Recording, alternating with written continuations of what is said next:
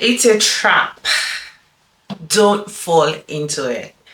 Now, in this short video, I will be showing you and teaching you the things you need to do in the first meeting when your bosses discusses with you the project, a new project that you are going to get on top of.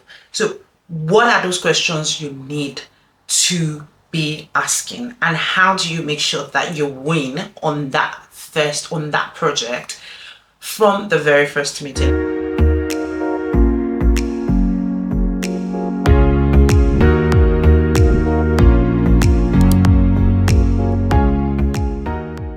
Now, the first thing I'm going to say to you is ask your boss why you are doing that project. The reason why I want you to ask this question is because you want to know why you have been tapped to be the one to do the project. And the reason is, if you've been tapped because they consider you to be competent, that boosts your confidence. That's one. Number two is, there may be other factors that your boss may be considering, and it just makes sense for you to understand the context of why you are having to do that project. One of it may be because you have a skill that others have seen that you do have, but you've not gotten to that level of self-awareness yet. So for instance, you may just be that person that gets things done. You may think you're just doing your job. They may think that no, you are just different when it comes to getting things done. And as such, it makes sense to keep you on those types of projects. Now, what does that do for you? It helps you see your strengths in a different light. And when there are actual opportunities, say another project is going south or derailing, you can easily plug yourself into that mix and be the one who gets things done. That is why this simple question helps you see why you have been tapped on the shoulder to do the things that you're being asked to do. And it's not going to do anything if you just ask. If it's not going to stop you, it's not going to hurt anyone for you to just ask, why am I the one that's been tapped to do this project? It will help.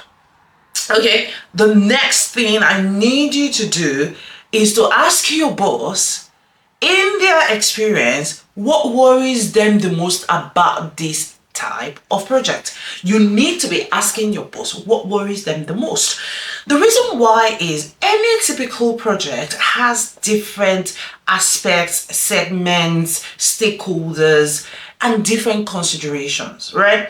Now, there may be a portion of that project or an area of that project that has caused immense pain for your bosses before, or in their experience doing that type of project, they may have struggled with an aspect of it. For instance, if that project requires them to deal with an external stakeholder that is known to be super, they are known to delay, they are known to not care and all of that, they may be telling you in that meeting, because you asked, they may be telling you, you know what, let us watch out for that team because they do not respond on time, so let us stay on top of them quickly. Part of the considerations may be, especially when you have other teams that may delay, is to prioritize those tasks that may go to them, so the time you take doing your own piece of work, they will be doing theirs. They will take their sweet time. By the time they're done, they return it back to you in time. So those are the kind of things. So you may want to ask your boss, what worries you the most? So that basically shifts your focus.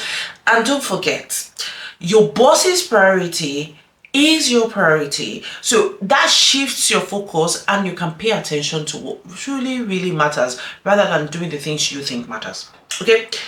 The third question I want you to be asking your boss is this: what is their preference of communicating progress on the project? Now, I have over a decade of work experience, and in the line of my work, I work with different people. Like, I work with many people. I could have on any typical project up to 3-4 bosses, and I could also have bosses that are not like my immediate boss, but because of how ginormous the project is, I could have bosses scattered all over different sub teams. Okay, so I have worked with many people. There's some people, all they need you to do is chat to them maybe once a day, once in 2 days, once in 3 days, once a week. Just chat to them, give them quick updates, they're happy. Some people like in-person chats, in-person meetings, bring them up to speed. Some people keep it extremely formal. If you have anything to say to me, let's get into a meeting and let's talk about it.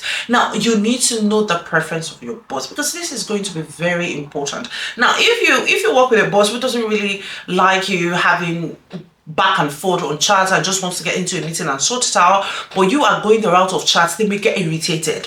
So you want to ask them, how would you like your progress being given to you? Are you happy for me to just stop by your desk, give you quick updates? You want us to have meetings on a weekly basis, or how would you want it? And they would let you know. And that is very important to set the tone of the project. Okay, when you go into that meeting, one of the things you should not do is leave that meeting without talking timelines. And timelines is not just, we will finish this project in 2 months' time. Just make sure you deliver this project to me in 2 months' time. No. Timelines is you really getting granular and saying the first aspect of this project will require 10 different subtasks. When do those 10 subtasks get done? Including the review and approval of those tasks, including the asks and the responses you get on documents, on shared deliverables and the rest. You need to break it as granular as you can get, put dates to it, put assignees to it, and be that project manager that project needs. So talk about timelines. Beyond that, there is something I need you to take away. If you don't take anything away, is at the point where you're talking about the timelines of any project, is your most powerful time. Once you agree to a timeline, you will be held accountable, you'll be held responsible for the delivery of that project during that time.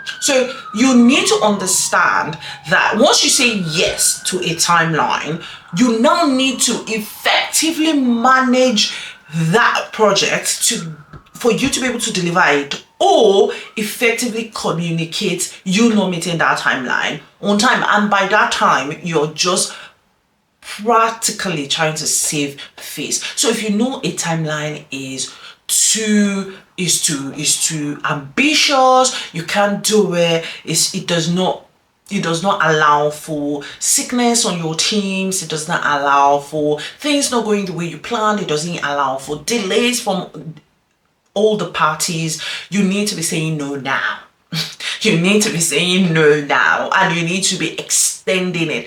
Now look, beyond that, even across your different projects, once someone gives you a timeline, take the initiative and feel empowered to say, this is ambitious. Can we move it by 2 days? Can we move it by 3 days? Let me tell you, it is always good for you to ask for that extension before you even start, so that everybody looks towards, let's say, the 30th of the month, but you know realistically you could actually deliver it before then. If you then do it, it's a plus for you, right? If you get it done on the day, it's still a plus. If you get it done later, people start seeing you as someone who doesn't get their work done on time. Okay, so do not leave without discussing your timelines. Okay, now there's a pro tip from me to you.